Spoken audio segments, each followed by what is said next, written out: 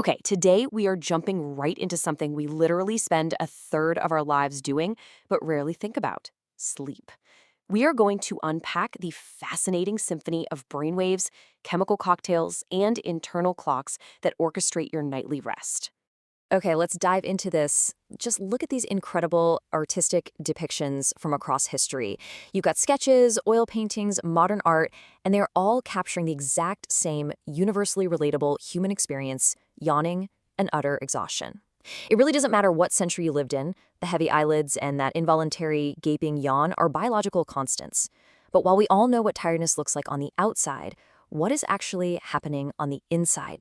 So here is our roadmap for today. 1. The universal need for sleep. 2. Reading your brainwaves. 3. The two worlds of sleep. 4. The sleep and wake cycle. And finally, 5. When sleep goes wrong. All right. Section 1. The universal need for sleep. Let's establish that biological baseline. As this deeply sleeping koala bear perfectly illustrates, sleep is not just some human quirk, right? It is a fundamental biological imperative shared right across the entire animal kingdom. I mean, animals will literally leave themselves highly vulnerable to predators just to get this necessary downtime. It's an absolute evolutionary non-negotiable. But to truly understand why it's so non-negotiable, we have to look directly at the brain. Moving on to Section 2, reading your brainwaves. Let's see what's happening inside our heads. So to actually see what the brain is up to, scientists use some seriously impressive technology. What you're seeing here is a patient seated inside a magnetoencephalogram, or MEG machine. Sometimes people call it a squid. Along with electroencephalograms, or EEGs, these machines act as literal windows into the living brain. They allow researchers to measure and record these invisible storms of activity happening right beneath the skull. Now, what's really interesting about this slide is what those machines are actually picking up. Deep beneath the scalp, the skull, and those protective layers, like the dura mater, arachnoid, and pia mater, sits the brain's cortex. And right here, we find pyramid cells and active synapses. The EEG and MEG machines are quite literally picking up the electrical activity of these pyramid cells and synapses firing away, just blasting positive and negative electrical charges back and forth. To make sense of all that electrical firing, we can use a really fun analogy. Think of a classic audio equalizer on a media player, kind of like this vintage Winamp interface. Just as music is broken down into different audio frequencies that bounce up and down, the electrical activity in our brains operates on specific frequencies, measured in hertz. And just like a song, the tempo of your brain changes completely depending on your state of mind.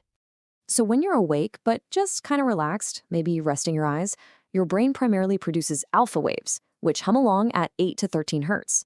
But the second you open your eyes and start actively focusing or thinking, that frequency speeds up into beta waves, operating around 14 to 30 hertz.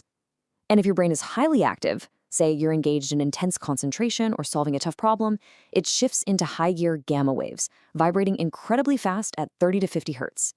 Now, when you record this on an EEG chart over just a period of 1 second, it's wild. You see the tight, chaotic, rapid waves of an excited brain transition beautifully as we calm down. We pass through relaxed alpha waves, drowsy theta waves, and then, boom, something incredible happens. When we finally fall asleep, the brain's electrical signature radically changes. As we hit deep sleep, all those frantic scribbles smooth out into large, slow, rolling mountains and valleys that we know as delta waves. Which brings us to Section 3, the two worlds of sleep. Let's talk about NREM and REM. You see, falling asleep doesn't just mean a single state of powering down. It actually means traveling back and forth between two very distinct physiological worlds. So the crucial point is contrasting these two states. On one side, we have NREM, or non-REM sleep. This is our slow wave sleep or quiet sleep. It's that peaceful, deep delta wave state we just talked about.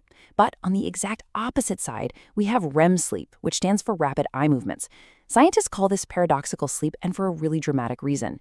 Even though your physical body is completely, utterly paralyzed in this state, your brain waves light up as if you were wide awake, running around and solving complex puzzles. This is the highly active, vibrant, desynchronized world where our most vivid dreams occur. And we actually cycle through both of these worlds multiple times a night. All right, Section 4, the sleep and wake cycle. Let's look at the operators pulling the strings here. Every single day, there is a literal biological tug-of-war happening inside you. And this brilliantly illustrates exactly what's going on. On one side, you have process C. That's your circadian rhythm, your body's internal 24-hour clock that naturally dips and rises.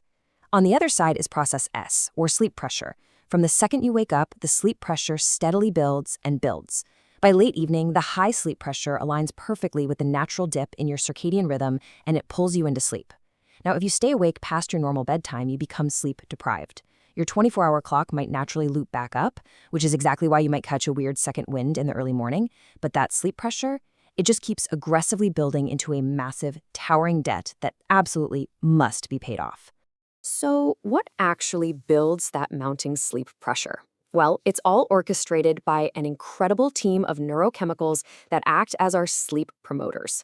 Melatonin is a major player here. It basically acts as a biological signal telling your brain it's dark outside, and it actively decreases the threshold you need to fall asleep.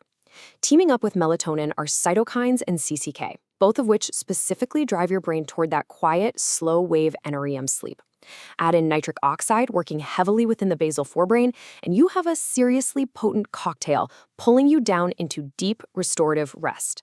But fighting on the exact opposite side are our wake and dream promoters.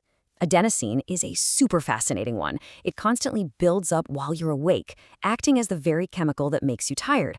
But get this, it's an amazing intuitive fact. The caffeine in your morning coffee works specifically by acting as an adenosine receptor blocker. It's like putting a fake key into a lock. It plugs the holes so the actual tiredness chemical can't get in, keeping you artificially alert. It's a real game changer. We also have orexin and ACH, which heavily crank up wakefulness. And when it's finally time to transition from quiet sleep into the active, dreaming world of REM sleep, chemicals like VIP and prolactin take the stage to ramp up that paradoxical brain activity. Finally, Section 5. When sleep goes wrong. What happens when these systems glitch? When these incredibly delicate frequencies and perfectly balanced chemical tug-of-war start to fail, well, let's move to and see how this builds a picture of sleep disorders. These generally fall into two main groups. First are temporary disturbances. These are your temporary lifestyle disruptions like jet lag, working way too late, personal stress, or staying out at a party that just throw our daily rhythms off track. But when the neurological operators fail on a deeper level, it results in permanent disorders. This includes things like insomnia, narcolepsy, hypersomnia, or physical airway blocks like sleep apnea syndrome and heavy snoring. It even includes incredibly rare, fascinatingly complex conditions like Ondine's curse, encephalitis lethargica, catatonia, and Pickwick syndrome. And when the strict boundaries between NREM, REM, and waking blur together, the brain can literally misfire, triggering sleepwalking, sleep paralysis, night terrors, and intense nightmares.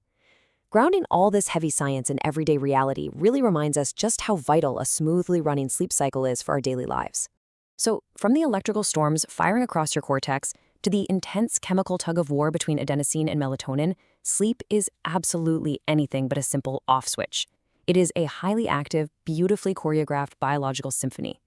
So, the next time you feel that uncontrollable yawn coming on, think about the incredible mechanics at play. What frequencies will your brain play tonight?